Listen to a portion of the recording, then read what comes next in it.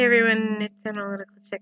I've been wanting to do a video about my own personal interaction with the idea of immigration and how my stance on immigration has been shaped.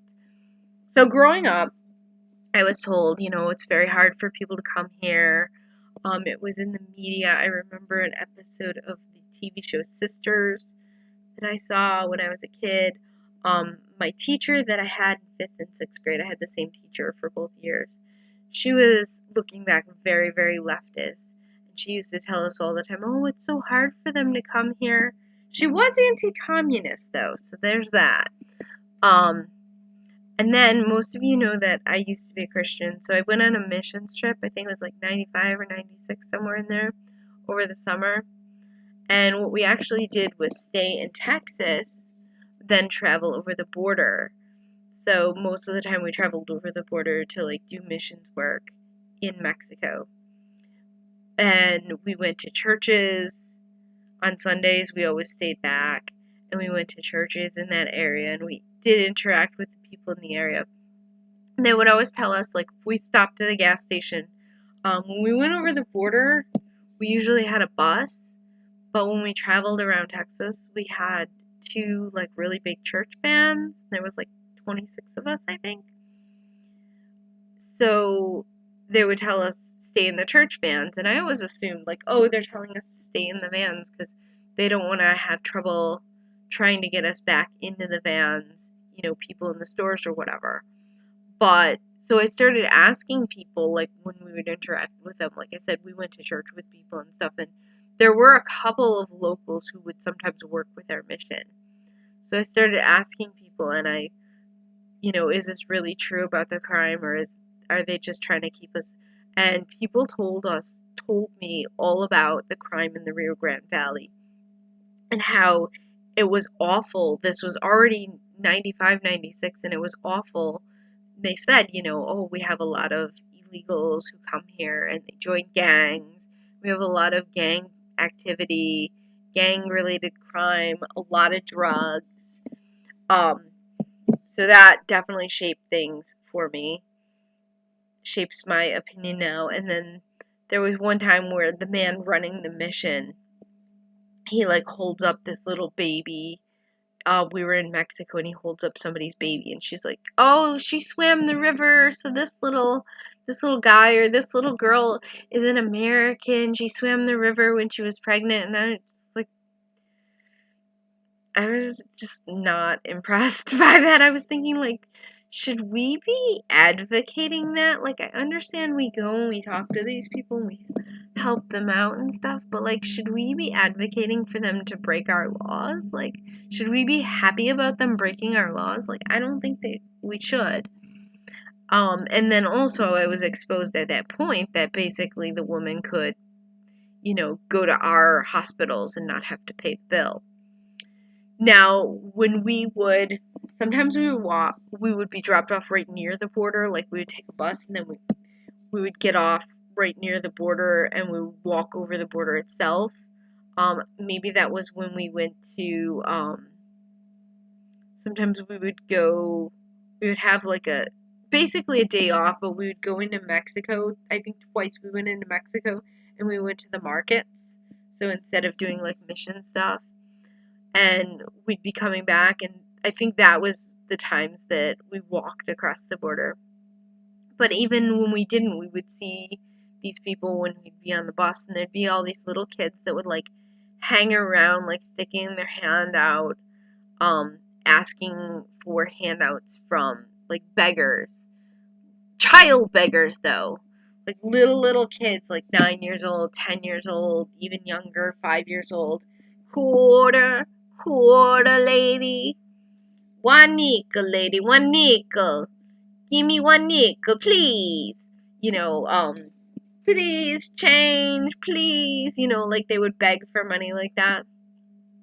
Another thing I want to talk about is that we had a dress code when we went into Mexico. Even when we went to the markets, we were told about how the men were, and how it was a very patriarchal society, and they talked to us about how we shouldn't wear too short of sleeves.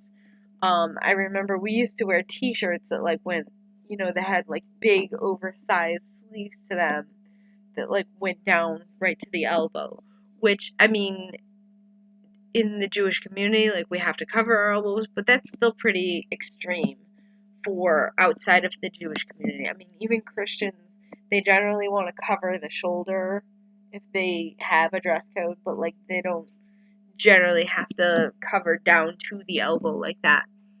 And then we had to wear skirts, and they had to be like well past the knees. Like they couldn't be right at the knees. I don't know. I remember I had these like cheap cotton skirts that I bought for the trip that were like down to like maybe mid calf. So one of those days that we went to the market, I guess basically by myself. I was in the market and I was haggling the price of a beret with this guy in my broken high school Spanish.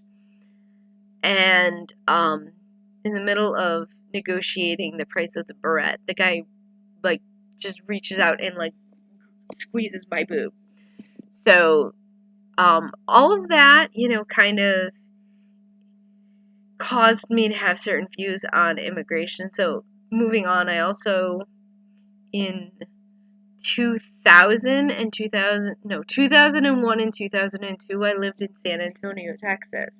Living in San Antonio, Texas, I had a lot of neighbors who were illegals. There would be fires because they would have meth labs in their kitchen.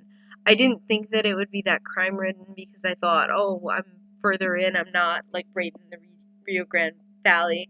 Again, I had illegal men who would grab my breasts, grab my rear end.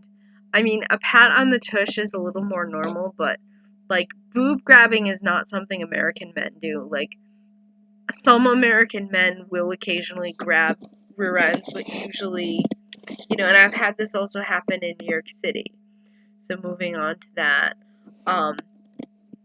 one of the things that also shaped my views was I had this friend that I'm not friends with anymore, after I moved to New York City, and she told me, like, basically she was a visa overstayer.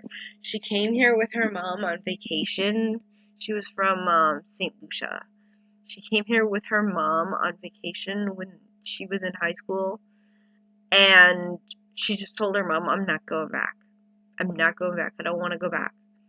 So they put her in foster care because she was like, I think 15 or 16. She was put in foster care, and then foster care like advocated for her to get legal residency. And that kind of thing like horrifies me. Like, our tax dollars basically being used to help people break our laws and to reward people for breaking our laws. So yeah, all of those interactions are with immigration that has shaped my view. And when people say to me, like, leftists and centrists who are not really, there's one woman I know who's not really a leftist, but she listens to her news from CBS radio and she gets indoctrinated. And even though if you ask her about all these different individual points that aren't like really, really in the news, she always takes a conservative side. But when it comes to something that the media is like hounding, she takes the left wing side. So anyway, I had a conversation with her about, she said about the shutdown, and isn't it unfair that, these people are not getting paid. And I guess it's not really the best, but I also support the wall. We need the wall. But of course she repeats like mainstream media talking points like, oh, but they can just tunnel under it. But even so, it still makes it a lot harder. It's a lot harder for people to travel in tunnels, to travel back and forth. If they're traveling back and forth in a tunnel trying to move drugs, and the tunnels are very like, it restricts them, and it slows them down at the very least compared to if they're just, walking over somebody's ranch property. But anyway, yeah, that is my whole background on immigration. Thanks for stopping by my channel. I will see you all next time. People need to be awake and they need to be aware. They need to stand up against the stuff. People need to be awake. People need to be awake and they need to be aware. They need to stand up against this stuff. And it's so politically engaged. And is so politically engaged.